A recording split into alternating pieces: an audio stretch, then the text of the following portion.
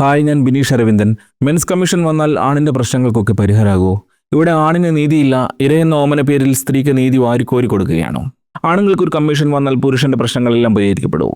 നൈജീരിയയിലും ബഹ്റിനിലും നോർവേയിലും സ്വീഡനിലും UK-യിലും ഓസ്ട്രേലിയയിലുമെല്ലാം പുരുഷ കമ്മീഷനുകൾക്ക് സമാനമായ സംവിധാനങ്ങളുണ്ട്.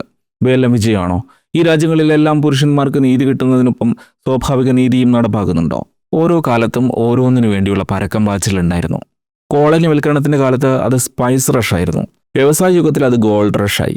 ഇൻഫർമേഷൻ യുഗത്തിൽ ഡാറ്റ റഷ് ആയിരുന്നു. അതെല്ലാം പോയി. ഇന്നുള്ളത് അറ്റൻഷൻ റഷാണ്. ശ്രദ്ധ കിട്ടാനുള്ള പരക്കം പാച്ചിൽ. കൂടുതൽ റീച്ച്, കൂടുതൽ അറ്റൻഷൻ. പീഡന കേസുകൾ റീച്ച് ഉണ്ടാക്കും. കുറ്റാരോപിതനെ എത്രയും വേഗം സ്ക്രീനിലേക്ക് എത്തിക്കുക എന്ന വെല്ലുവിളി മാത്രം. സത്യം പറയാം, അവിടെ ഇരയാകുന്നത് സ്ത്രീയല്ല, പുരുഷനാണ്. അവിടെ ആണിന്റെ പരാക്രമമാണ് കണ്ടന്റ്. തെറ്റും ശരിയും കോടതികൾ വേർതിരിച്ചു കൊള്ളും. നമ്മളിപ്പോൾ ഇതിന്റെ പങ്ക് പറ്റുക എന്ന മനോഭാവം. ലൈംഗിക അതിക്രമ കേസുകളിൽ ഇരയുടെ പേര്, ചിത്രങ്ങൾ എന്നിവ വെളിപ്പെടുത്തുന്നത് നിയമം മൂലം നിരോധിച്ചിട്ടുണ്ട്. ആരോപണ വിധേയരായ പുരുഷന്മാരുടെ കാര്യത്തിൽ ഇതൊന്നുമില്ല. ആരോപണമുണ്ടാകുന്ന അതേ നിമിഷം അവരുടെ മുഖത്ത് ക്യാമറ കയറ്റി വീഴും. അത് മാറേണ്ടതുണ്ട്.